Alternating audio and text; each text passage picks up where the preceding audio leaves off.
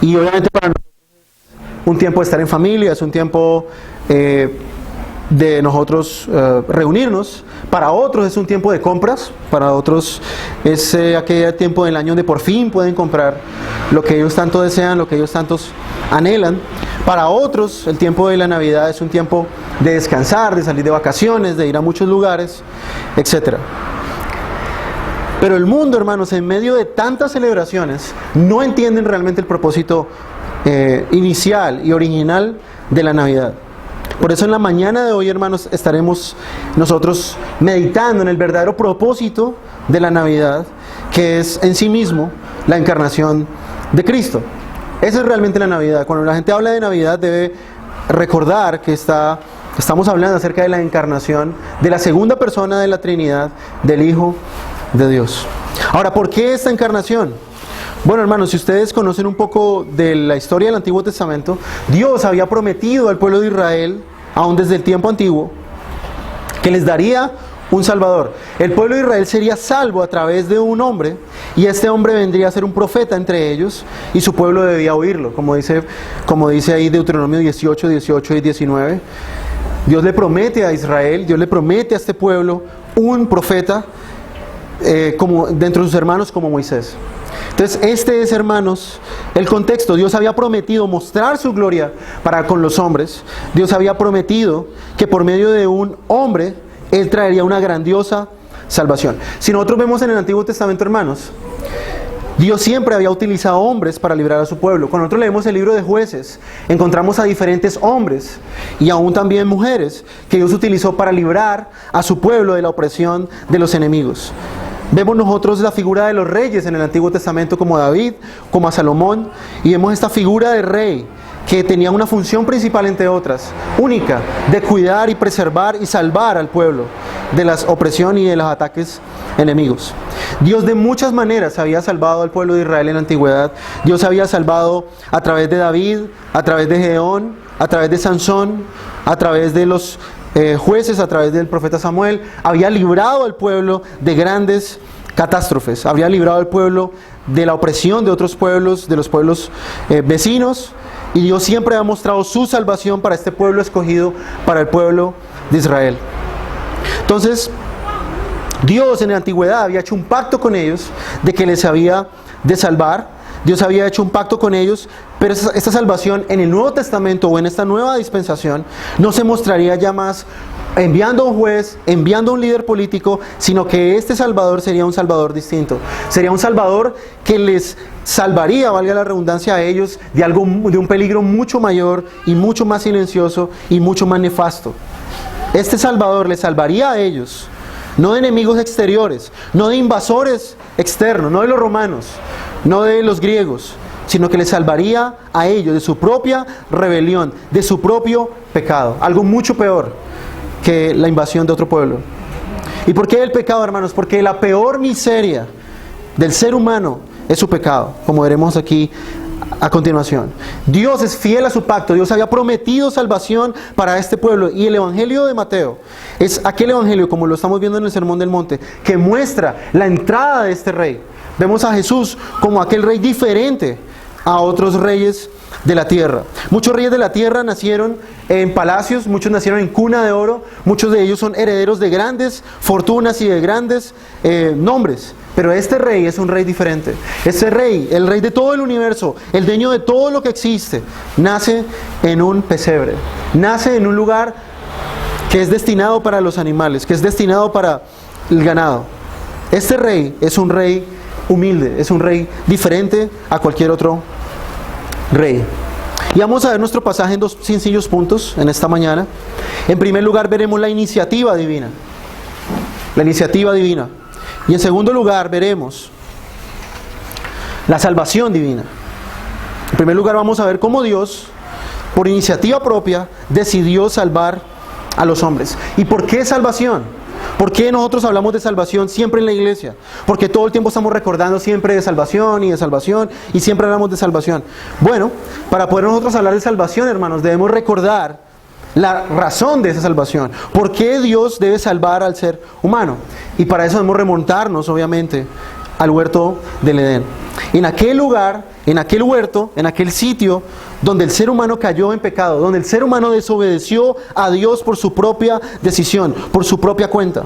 El ser humano decidió voluntariamente olvidarse de Dios y de su mandamiento, que en este caso era uno solo, que era no comer del árbol, y extraviándose tras su propia voluntad, infecta no solamente a él, sino a toda la creación con el pecado. El hombre, sumido en su propia obstinación, en su propio intento de autosuficiencia, esclavo de su propia voluntad, está totalmente incapacitado para ir a Dios. Desde aquel momento en adelante, todos los descendientes de Adán, juntamente con Adán, jamás podrían entrar al huerto del Edén por su propia voluntad o por su propio deseo. Dios coloca unos querubines y unas espadas alrededor del huerto del Edén, simbolizando que es un lugar prohibido para el ser humano. El hombre había salido de Edén, expulsado del Edén por su pecado, y jamás podría volver a entrar allí por su propio deseo y por sus propios esfuerzos. Entonces es allí donde el hombre, entregado a su propio deseo, a esos deseos destructivos que solo llevan a la muerte, el hombre comienza a darse cuenta que su propio corazón es una máquina de ídolos. El hombre entonces, al alejarse de Dios, comienza a convertir cualquier cosa, cualquier persona y cualquier otra cosa creada por Dios en su Dios. Comienza a crear ídolos. Sus propios impulsos pecaminosos le llevan a amar cada vez más aquello que a él mismo le destruye. El mismo ser humano es capaz de amar aquellas cosas que son nocivas para su propia alma, su propio pecado. Y no solamente eso, sino que el pecado también, hermanos, comienza a anular nuestro entendimiento. El hombre se convierte en ignorante de las cosas espirituales. El hombre comienza a entenebrecer sus ojos y no puede ver realmente quién es Dios. Comienza el hombre a ser controlado por su propio corazón enemigo de Dios. Por un solo acto de desobediencia, comienza el hombre a darse cuenta que se convierte en enemigo del Dios que una vez lo ha creado.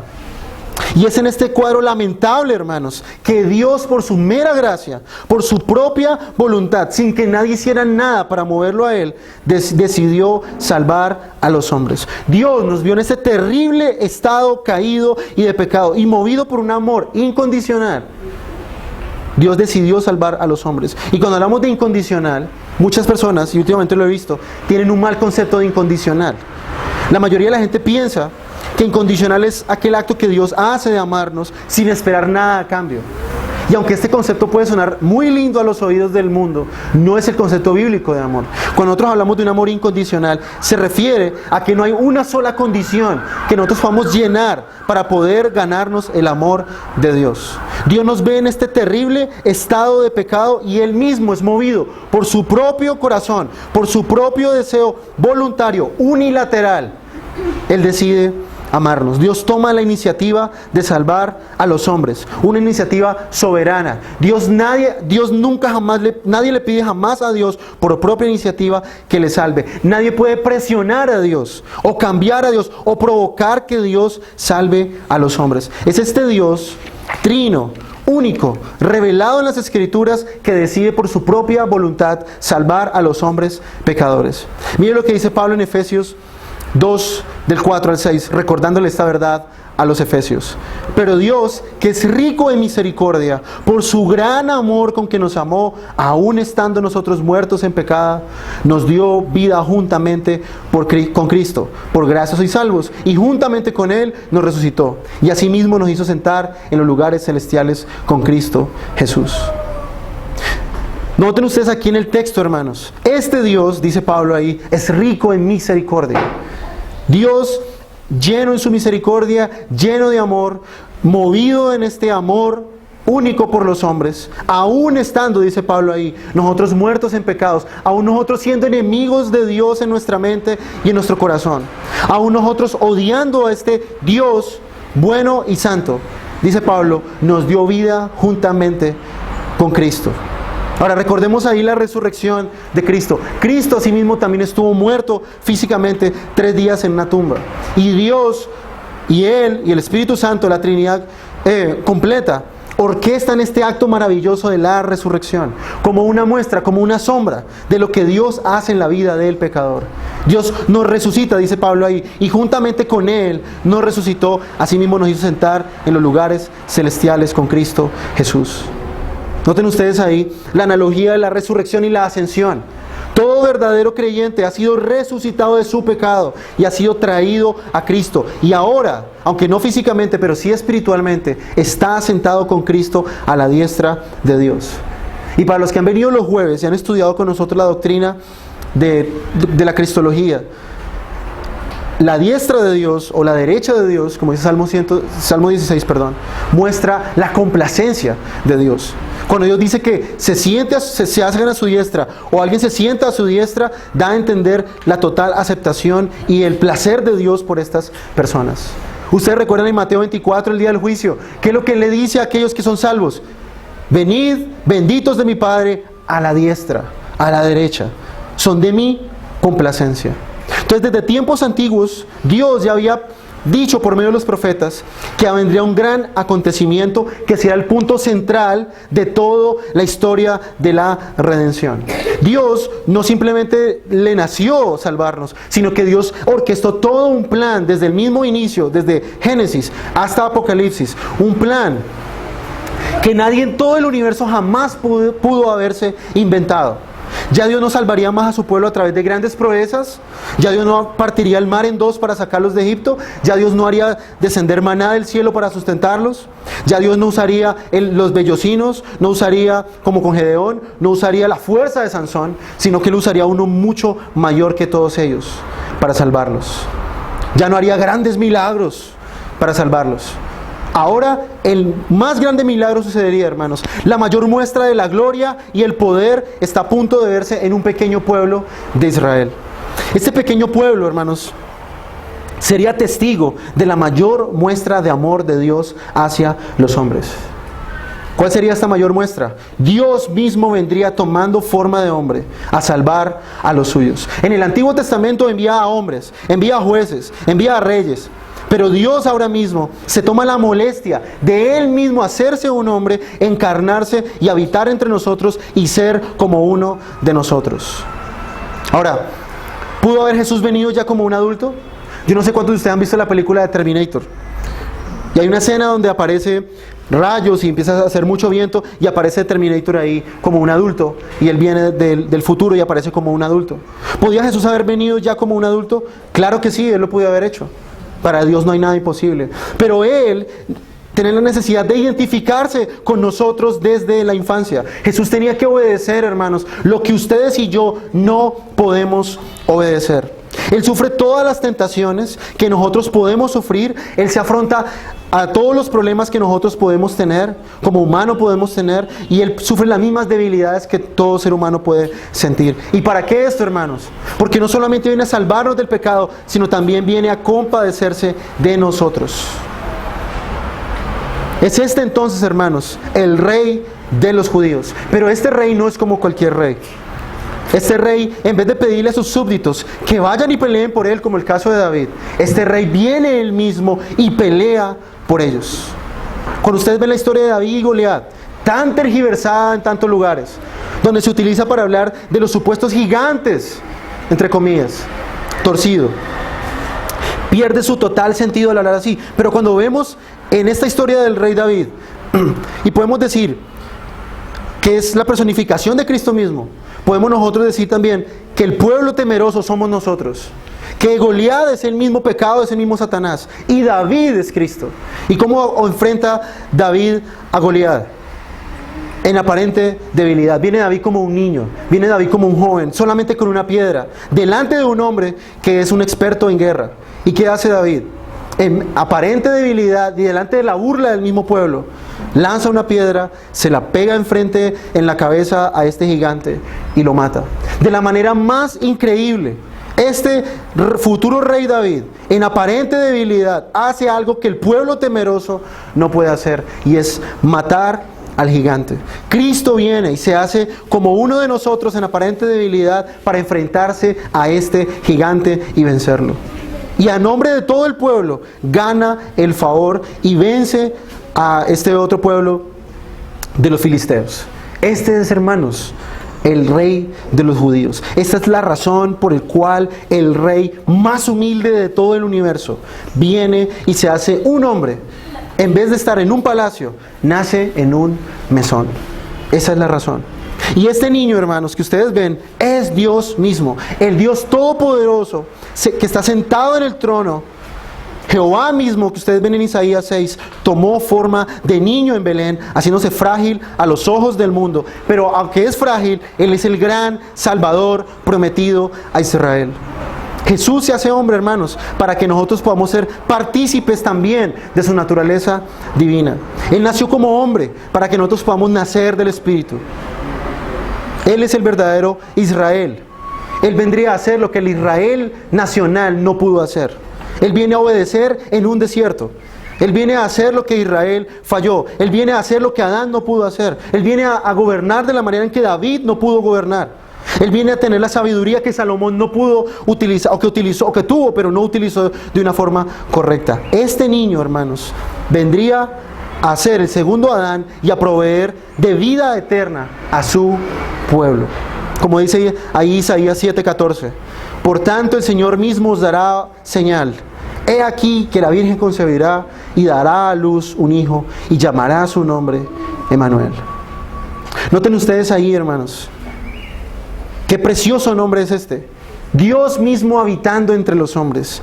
Dios mismo viviendo y tabernaculizando, como dice Juan en el capítulo 1. Él viene y hace morada entre los hombres para salvarnos. Este es el verdadero propósito de la Navidad, hermanos. Es el regalo más grande que cualquier hombre o mujer pueda jamás recibir. Tener a Cristo como su Rey. Noten ustedes, hermanos, lo que el mundo supuestamente celebra. Ustedes ven supuestamente, como el mundo lo enseña, los comerciales, el comercial de Café Águila Roja, y muestran ahí al pesebre y muestran al niño, pero nunca muestran realmente cuál es el propósito de la venida de Cristo. El mundo supuestamente celebra, pero es algo que ellos no entienden y no lo conocen, porque no les es dado a ellos conocerlo, sino únicamente a aquellos que son su pueblo, aquellos que conocen realmente el valor infinito de la venida del Mesías, aquellos que saben realmente para qué fue que Él vino, y saben y reconocen también que Él no tenía por qué hacerlo.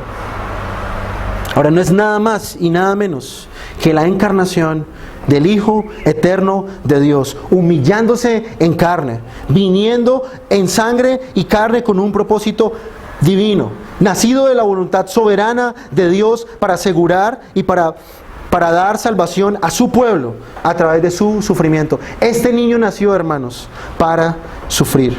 Por eso la Navidad bíblica, hermanos, se trata de eso, de meditar en el milagro más grande en la historia de la redención. Y aunque sabemos, obviamente, que Jesús no nació en diciembre, por historia y por todo esto, obviamente no nació en diciembre, pero no, aunque no es la fecha exacta, obviamente, es una ocasión propicia, hermanos, para nosotros gozarnos y celebrar la gracia de Dios manifestada en enviar a su Hijo para la salvación de aquellos que no se pueden salvar. Qué misterio tan maravilloso, hermanos. La gracia de Dios vino a buscarnos en Cristo. ¿No es maravilloso, hermanos, ver este amor que vino a ti por gracia? Tú que no le buscabas, tú que no lo anhelabas, tú que no lo querías, tú que te resistías a venir, pero Él te vino y te atrapó y te trajo a ti, como dice uno de los himnos que cantábamos o que hemos cantado muchas veces. Oh, maravillosa gracia, más alta que los cielos, más honda que la mar. ¿Necesitas alguna otra motivación más para amar a este Cristo? Él se hizo hombre para buscarnos. Él dejó toda su gloria, toda su majestad en los cielos y se hace como un hombre, el hijo de un carpintero. No se hace hijo de un presidente, no se hace hijo de un rey, sino que se hace hijo de un humilde carpintero para una noble causa. Dice Pablo en Gálatas que en el preciso momento, por el plan divino, en el momento preciso, Él se encarnó, se hace como uno de nosotros. ¿Y por qué se necesitaba que Jesús se encarnara? Porque nosotros necesitamos un representante perfecto que llevara sobre Él el castigo de nuestro pecado. Necesitamos uno que obedeciera por nosotros lo que es imposible obedecer para nosotros. Necesitamos uno que conociera de primera mano las debilidades y el sufrimiento de nuestra frágil condición. Esa era la misión de Cristo. Dios orquestó todo este plan y Él mismo lo lleva a cabo. Muchos en el Antiguo Testamento les gusta mucho esta palabra Jehová Jireh. Y muchos de los predicadores de la prosperidad hablan acerca del dinero y que Dios proveerá dinero. Pero cuando ustedes leen la historia de Génesis, se dan cuenta que Dios proveyó un cordero para el sacrificio. Cristo es el Jehová Jireh, que es proveído para la salvación de los hombres. Él es el Cordero Santo del sacrificio. Por eso su nombre lo mismo lo dice. Y el ángel lo dice aquí a María. Su nombre será Jesús, porque Él salvará a su pueblo de su pecado. Ese es su nombre, esa es su descripción, su santo oficio. Él mismo en su nombre muestra su misión. Su nombre nos dice el propósito de su venida, el propósito de la Navidad, hermanos. El mismo nombre Jesús nos muestra la divina disposición de Dios para salvar a los pecadores.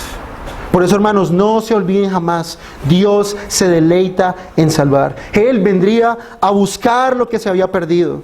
Al ser humano en su condición pecaminosa, lejos de la presencia de Dios, enemigo de Dios. Y yo no sé en esta mañana si tú estás en Cristo o no, pero déjame decirte algo, estás en una condición lamentable si estás lejos de Cristo, estás perdido, estás en una condición miserable, estás entregado a una mente entenebrecida. Y solo Cristo puede realmente salvarte. Él es experto en salvar, por eso le fue dado ese nombre. Es más, la palabra aquí que usa Mateo para pecado se refiere o se puede definir como esa palabra que se usa para fracaso personal, para aquel fracaso, para aquellas personas que no pueden igualarse o llenar los estándares de Dios.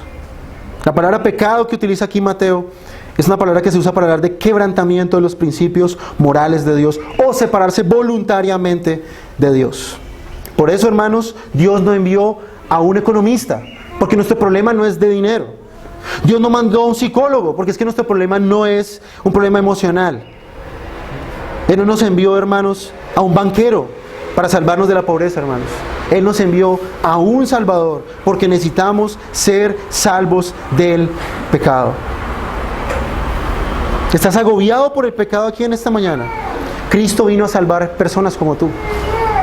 Esa es nuestra esperanza. Él se complace en perdonar. Él se complace en salvar a aquellos que conocen la magnitud de su pecado. Aquellos que ven su propia pecaminosidad, que ven su propia condición y se agobian. Y no ven otra esperanza más. Aquellos que saben que están cautivos de su propia voluntad. Aquellos que reconocen su propio dolor santo. Ellos, y solamente ellos, saben que necesitan al Salvador de sus almas. Ellos saben que necesitan ser salvados de un corazón perverso. Y si hay alguien, hermanos, que conozca el pecado de primera mano, que conozca las consecuencias del pecado, es Cristo mismo. Cristo mismo lidió con el pecado de sus discípulos. Cristo sufrió con el pecado de Judas, porque él fue vendido por él de una forma cobarde. Jesús lidió con las debilidades de Pedro, de Juan, que querían matar a las personas en vez de que ellos fueran salvas. Y sobre todo, hermanos, Él sufrió la ira de Dios sobre Él. Acuérdense que la vez pasada hablábamos en Juan 11, cómo Jesús lloró. Pero no lloró por el pecado de Él porque Él no puede pecar, sino lloró por el dolor de la indiferencia y de la incredulidad de esas personas delante de las cuales Él iba a hacer este milagro de resucitar a Lázaro. Por eso hay un Salvador perfecto, hermanos. Hay un Salvador perfecto. Ven sin falta. Él conoce tu corazón. Él conoce tu estado lamentable y Él se goza en salvarnos. Dice Salmo 147:11. Se complace Jehová en los que le temen y en los que esperan en su misericordia. No te tardes en venir a Cristo. No te tardes en venir a Él.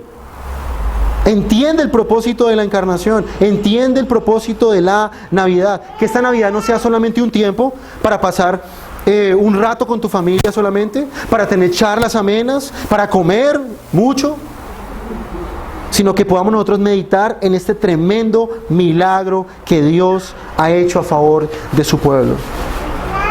Dios ha provisto un poderoso Salvador. Se compadeció de nosotros en nuestro estado y movido por su amor nos dio a este Cristo que es nuestro. A este Jesús que no echará a nadie fuera. Que es experto en salvar. ¿Puedes tú realmente decir como Pablo lo siguiente? ¿Estás seguro que tú has venido a ser Salvador? Dice Pablo, 1 Timoteo 1:15, palabra fiel y digna de ser recibida por todos, que Cristo Jesús vino al mundo para salvar a los pecadores, de los cuales yo soy el primero. Miren ustedes a Pablo, no solamente dice, Cristo vino a salvar a los hombres. Él dice, no, Él vino a salvar a los hombres, pero yo soy el más pecador de ellos. Yo soy el primero de todos los pecadores. Miren ustedes cómo se veía Pablo a sí mismo delante de este hecho precioso de la encarnación de Cristo. No lo veía como un mero hecho teológico. Ah, sí, Dios vino y se encarnó. Ah, pues sí, qué bonito. Sí, yo ya me sé eso de memoria. No. ¿Puedes tú decir con Pablo, de los cuales yo soy el primero? ¿Puedes ver tu inmundicia? ¿Puedes ver tu pecado? ¿Puedes ver tu necesidad de Cristo? Y decir juntamente con Él que tú juntamente con Pablo eres de los primeros. Vamos a entrar a nuestro segundo punto ahora, hermanos. Ya vimos la iniciativa. Ya vimos cómo Él viene por voluntad propia a salvar a los hombres. Vamos a ver en segundo lugar en qué consiste esta salvación.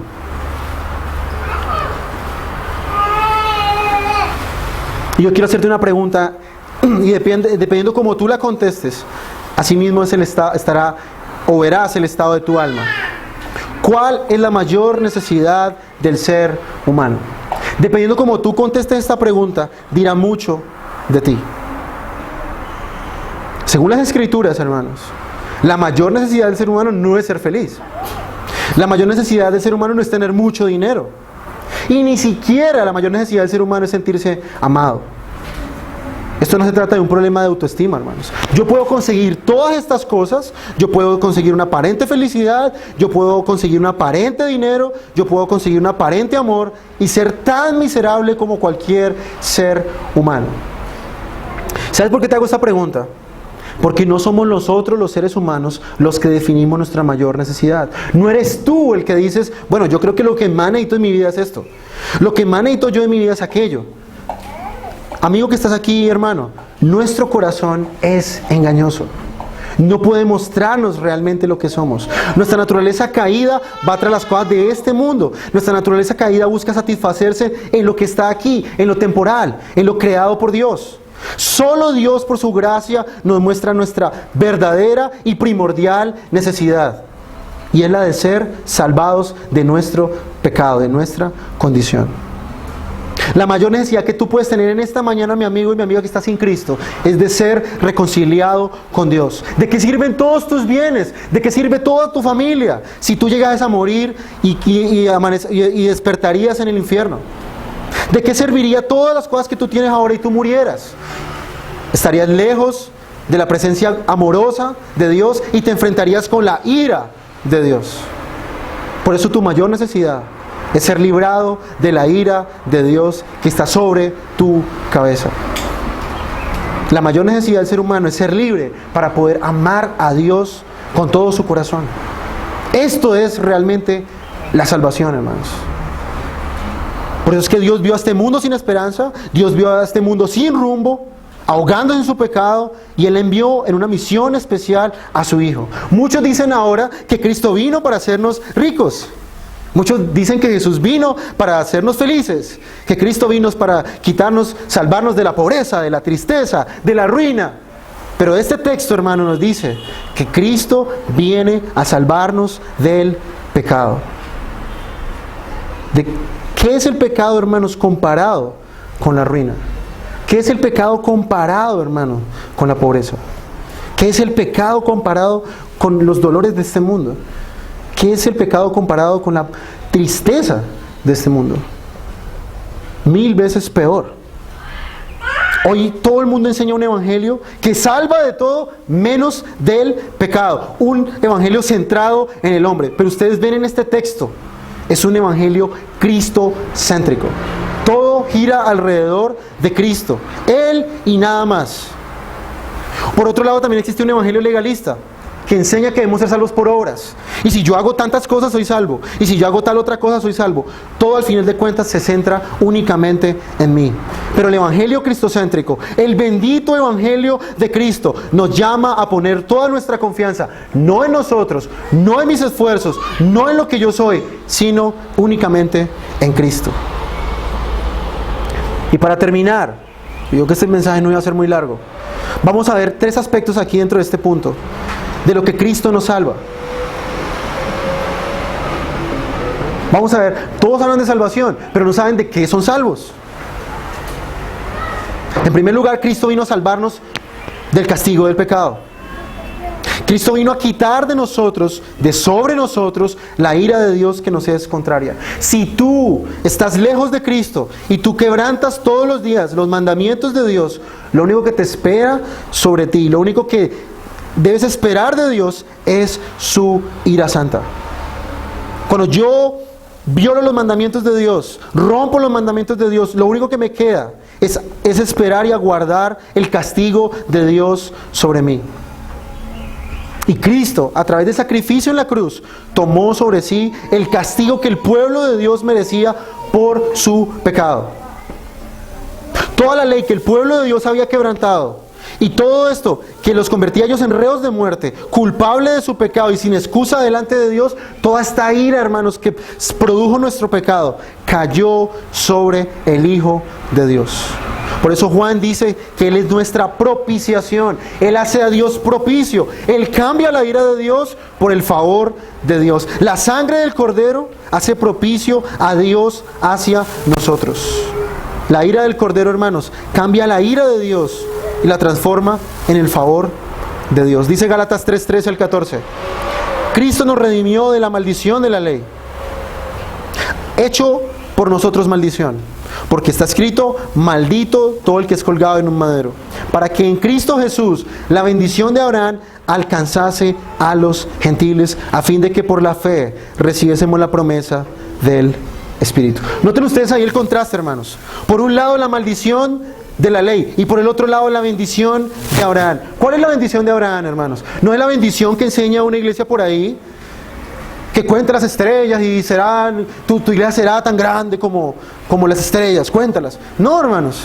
La bendición de Abraham era que nosotros pudiéramos ser llamados hijos de Dios también, fuéramos ser contados con toda la descendencia espiritual de Dios, pudiéramos ser contados con el pueblo elegido de Dios. ¿Y cuál era esa barrera, hermanos, que nos impedía ser hijos de Dios por medio de Abraham? La maldición de la ley. La ley maldecía a todo aquel que quebrantaba sus preceptos. Y nosotros, todos los días en nuestra ignorancia, quebrantábamos la ley de Dios. Al mentir, nos convertíamos en malditos de Dios. Al robar, nos convertíamos en malditos de Dios. Al tener un mal pensamiento, nos convertíamos en malditos de Dios. Pero Cristo toma sobre sí la maldición y se hace maldito Él para darnos bendición. Por eso Pablo dice en Gálatas, para que en Cristo Jesús la bendición de Abraham alcanzase a los gentiles. Los gentiles ahora son alcanzados, todos aquellos que ponen su fe en Cristo, que se arrepienten de su pecado, que ven a Cristo como aquel que recibió la maldición en su lugar, recibirán la bendición de Abraham. Esta que no podemos alcanzar por nuestros propios méritos, que solo podemos recibir por medio de la fe, como dice Pablo aquí, la promesa del Espíritu. En primer lugar, Él nos salva de la ira de Dios. En segundo lugar, Él nos salva del dominio del pecado. No solo nos salva del castigo del pecado, sino del dominio del pecado. En otras palabras, esto es lo que nosotros conocemos como santificación. No solamente somos declarados justos delante de Dios, limpiados de todo pecado y de toda maldad, sino que esto ahora comienza en nosotros a mostrarse de una forma externa. ¿Cómo sé que una persona realmente ha sido justificada? Bueno, porque esta persona está siendo santificada. Si tú tienes problemas con tu santificación, debes revisar muy bien si has sido justificado, porque no puedes separar una de la otra. Cristo nos salva de nuestro pecado para sacarnos del dominio del pecado. Cristo nos salvó del pecado para convertirnos por medio de su Espíritu más y más a Él, para que nosotros podamos ser hechos a imagen de Él. No solamente que somos justos de una forma invisible, sino que esta justicia se refleje en la vida del cristiano. Al cristiano, por medio de creer en Cristo y arrepentirse, ahora les ha otorgado un poder por el Espíritu para vencer el pecado y para que Él pueda andar amorosamente en obediencia a Dios. No una obediencia perfecta, hermanos, sino una obediencia sincera. Y yo conozco muchas personas que piensan que la salvación es así. Yo soy salvo Pero me da miedo que en medio de mi salvación yo me equivoque y le falle a Dios. Bueno, es que no es obediencia perfecta, es obediencia sincera. Que realmente deseemos obedecer a Dios. Miren lo que dice 1 Corintios 6, 9 al 11. ¿No sabéis que los injustos no heredarán el reino de Dios? Y miren lo que dice Pablo aquí a los Corintios. No erréis, no se equivoquen. Cuidado, se equivocan. Ojo con esto.